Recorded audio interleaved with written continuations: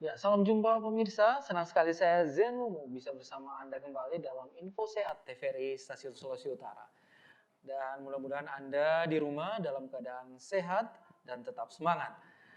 Untuk hari ini kita akan berbincang-bincang tentang topik mengenai anestesi dalam kasus emergensi dan operasi.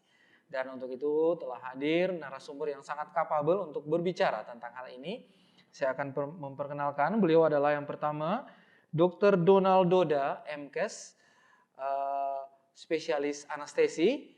Dan kemudian yang kedua adalah Dr. Bobby A. Parengkuan, Direktur RSU Hermana Lembean Minahasa Utara. Oke, kita akan langsung ya menyapa kedua narasumber kita. Apa kabar, dokter?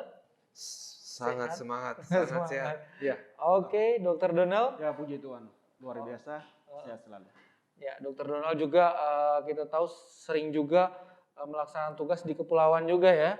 Mungkin sangat berpengalaman mengenai kasus-kasus emergensi baik di kepulauan maupun di kota besar gitu ya. Baik, kita akan langsung pada diskusi kita tentang peran anestesi gitu. Nah, mungkin masyarakat belum begitu mengerti gitu kan. Apa sih itu anestesi itu gitu ya. Selama ini barangkali mungkin masyarakat itu tahu, operasi, terus ngapain? Oh, perlu dibius gitu kan. Siapa yang mau bius? Katanya dokter anestesi gitu. Nah, namun ada ketakutan dari masyarakat loh. Saya takut loh dibius sekian-sekian gitu, mungkin karena ada efek dan segala macam. Belum lagi untuk peran anestesi sendiri di bidang kegawat daruratan, ya. Nah, sebenarnya bagaimana sih secara umum gitu anestesi ini berperan di bidang kesehatan dalam hal ini untuk emergensi kasus gawat darurat dan untuk operasi. Mungkin langsung aja ke Dokter Donald ya. Silakan dokter. Ya, terima kasih Dr. Sen. Ini Dr. Sen adalah sahabat karib saya. Kebetulan diundang untuk memberikan informasi yang begitu luar biasa tentang di bidang anestesi. Memang dewasa ini dan sekarang ini masyarakat secara umum semua itu berasumsi bahwa tindakan anestesi itu ataupun anestesi itu sendiri adalah hanya dalam ruang lingkup pembiusan. Jadi memang itulah yang tertanam di masyarakat pada zaman sekarang ini. Padahal ruang lingkup anestesi itu sendiri memang dari pengertiannya saja ya anestesi ya memberikan rasa tidak nyeri. Ya memang asumsinya itu mungkin bisa masuk akal juga pada masyarakat karena pasti kalau dengan operasi ataupun tindakan operasi pasti identik korelasinya adalah nyeri. Jadi mungkin itulah asumsi mereka, mungkin asumsinya seperti itu. Namun seperti yang saya sebutkan tadi bahwa sebenarnya seorang dokter anestesi itu banyak yang dilakukan. Ya, contohnya itu adalah dalam tindakan operasi dia sebagai dokter melakukan tindakan pembiusan atau anestesi. Dan juga ada beberapa tugas dan tanggung jawabnya itu di luar kamar operasi. Nah, itu ya yang kita sebut sebagai tindakan yang di luar kamar operasi itu seperti tindakan di unit gawat darurat. Nah, unit gawat darurat itu banyak yang mencakup. Namun di situ perannya adalah bagaimana peran seorang dokter anestesi di situ adalah menangani pasien kritis untuk dilakukan resusitasi. Ya, maksud resusitasi apa nih biar masyarakat lebih ngerti ini, Dok? Itulah. Ya. Kadang-kala memang banyak sekali pasien-pasien yang datang UGD. Memang UGD itu secara garis besar, kalaupun kita melihat alur masuk UGD, itu ada sistemnya seperti sistem triase. Harusnya melalui sistem triase. Di mana sistem triase itu menilai dan memilih pasien untuk dilakukan lanjut penanganan akan dilakukan apa pada pasien ini. Nah, kalaupun pasien-pasien ini apabila kita lakukan suatu tindakan resusitasi, dalam hal ini seperti masuk dengan perdarahan yang hebat. Nah, seperti perdarahan yang hebat. Kemudian pasien-pasien dengan cedera kepala yang berat, ataupun tulang misalnya. Itu mungkin seperti kasus-kasus trauma atau kasus-kasus trauma itu seperti trauma apakah itu bisa menyebabkan perdarahan, apakah itu bisa menyebabkan cedera kepala yang hebat, ataupun pasien-pasien non trauma yang tendensi atau yang bisa menyebabkan potensi jalan napasnya terganggu. Potensi jalan napas di sini maksudnya apabila tidak bernapas dengan secara normal.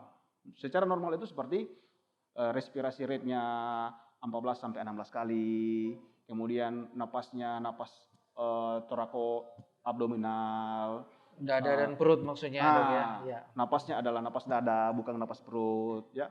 Dengan begitu, dengan begitu ya tindakan-tindakan yang dilakukan resusitasi kalau pasien-pasien itu adalah terjadi misalnya bahayanya terjadi gagal napas. Nah, disitulah tindakan resusitasi di mana peran dokter anestesi melakukan life saving untuk dilakukan untuk clearnya untuk Tindakan jalan penyelamatan napas. ya. Nah, penyelamatan di situ. Apa yang dia akan dilakukan di situ? Itu adalah seperti dilakukannya bantuan jalan napas. Apa yang dilakukan di situ? Banyak teknik yang harus kita lakukan di situ. Jadi bisa teknik dengan menggunakan alat maupun tidak menggunakan alat. Ya itulah yang harus kita ketahui. Ya teknik menggunakan alat apa yang kita tidak, maksudnya apa yang kita harus lakukan di situ. Ya resusitasinya seperti kita melakukan manuver three-way manuver. Three-way manuver itu apa? Ya. Jadi Angkat dagu. ada tindakan-tindakan untuk penanganan anestesi tanpa ya, alat gitu ya. Ya, itu sebenarnya tujuannya adalah menjaga keterbukaan supaya terbuka jalan napas. Potensi jalan napasnya bisa terjaga. Okay. Baik dokter. Normal. Sebelum lanjut ya, mungkin saya ingin memberikan suatu garis bawah gitu ya. Bahwa sebenarnya dokter anestesi bukan sekedar bius gitu kan. Iya, itu. Kan selama ini kita mengenal bahwa dokter anestesi atau bidang anestesi sendiri itu adalah khusus bius-bius aja gitu kan. Nah ternyata untuk penanganan kegawat daruratan, terutama yang berkaitan dengan penanganan jalan napas, karena ini kan sangat vital gitu dok ya. Nah disitulah fungsi dari tugas dari suatu anestesi itu sendiri gitu. Ya sehingga adanya sistem di situ dalam manajemen emergency gitu ya. Nah mungkin saya coba beralih sedikit ya ke Dokter Bobby. Dokter sebagai direktur rumah sakit tentunya punya sistem tersendiri dalam penanganan kegawat daruratan. Sebelum kita lanjut ke masalah operasi ya, karena topik kita kegawat daruratan dan juga operasi terkait dengan manajemen kegawat daruratan dihubungkan dengan peran anestesi itu sendiri gitu. Sebenarnya bagaimana sih sistem tadi sudah disampaikan sistem triase gitu. Apa sih sistem triase itu gitu yang mungkin masyarakat perlu memahami gitu. Sistem triase dalam kegawat daruratan itu sendiri. Silakan dok. Baik, terima kasih. Jadi sistem triase itu seperti awal screening, di mana itu pasien datang, dia akan memilih dan memilah mana pasien yang oke dalam kategori tidak darurat, mana yang pasien kategori darurat. Darurat sini itu macam-macam, dokter. Jadi spesifik ke tadi Dokter Donald sudah paparkan, itu kita harus lebih meningkatkan lagi dia punya pelayanan kegawat daruratan ini, khususnya lebih menyerempet atau lebih ditangani lebih serius lagi oleh seorang dokter anestesi, karena seperti tadi yang sudah dipaparkan itu sangat luas sekali cakupan dari seorang dokter anestesi. Sehingga kegawat daruratan itu yang memang sudah lampu, kalau di lalu lintas itu sudah lampu awas, lampu kuning itu jangan atau dicegah jangan sampai jatuh ke dalam keadaan yang sudah fatal. Seperti memang untuk triase kan ada warna-warnanya ya. Ada hijau, kuning, merah dan hitam seperti itu. Jadi sekarang dengan pengembangan keilmuan itu lebih spesifik lagi dia punya penanganan di rumah sakitan. Jadi harusnya itu. sistem menerima pasien gitu di rumah sakit sudah tertata lewat sistem triase ini yang memilah dari awal gitu kan. Ada yang hijau berarti pasiennya masih aman-aman gitu ya. Sampai kuning, merah dan bahkan hitam pasien sudah meninggal gitu. Baik, seperti itu. Nah, peran dari anestesi sendiri gitu kan. Nah, saya kembalikan ke Dokter Donald ya. Ya. Tadi jalan nafas tadi kita ngobrol tentang kegawat daruratan dulu ya, Dok ya. Nah, jalan nafas penting gitu kan, Dok. Bagaimana sih, Dok? Berapa pentingnya itu dan mungkin perhitungannya detik barangkali ya atau perhitungannya menit sangat cepat gitu, Dok. manajemennya untuk sistem kegawat daruratan terutama di bidang anestesi dalam penanganan masalah gagal napas tadi, dokter? Silakan. Oh ya, makasih dok. Mungkin kita harus pahami dulu bahwa di mana yang sistem triase itu memang ada beberapa kategori-kategori yang rumah sakit bisa jalankan. Tergantung rumah sakit mana yang menjalankan. Ada yang menggunakan grade 1, 2, 3, 4, 5, ada yang menggunakan warna. Nah, biasanya kalau scoring ya, dok ya. Scoring. Nah, itu kayak seperti pernah saya studi banding di Rumah Sakit Karyadi. Nah, mereka menggunakan sistem scoring ya. Jadi pada prinsipnya sama dengan sistem warna. Oke. Kalaupun kita menggunakan sistem warna, mungkin warna hijau itu tidak terlalu berat. Mungkin dia masuk pada kategori ringan. Kalaupun kuning dia sudah masuk kategori ringan,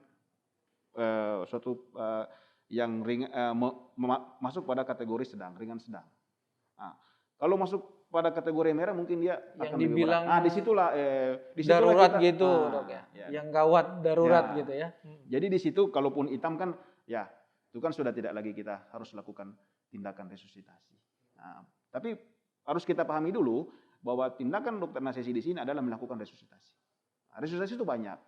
Yang bisa kita garis besarkan dari airway, sirkulasi, breathing ataupun airway, breathing, sirkulasi. Kan ada airway, maksudnya sirkulasi, airway, jalan napas, jalan napas. Kemudian fungsi nafasnya di paru-paru, dan juga sirkulasi ya, tentang bagaimana fungsi darah dan jantung gitu, dok. Karena kan pada prinsipnya pasien-pasien masuk dengan gawat daruratan itu biasanya multifaktor ataupun sudah berbagai terjadi berbagai banyak masalah. Baik itu masalah airway, baik itu masalah sirkulasi itu airway itu sudah tidak sadar, tidak bisa mempertahankan potensi jalan napasnya. Mungkin sirkulasi dia banyak perdarahan yang hebat, harus kita cepat pasang infus ataupun breathing dan segalanya itu. Jadi cepat, disitulah tindakan kita sebagai dokter anestesi untuk melakukan resusitasi di kategori merah yang betul-betul kita nilai.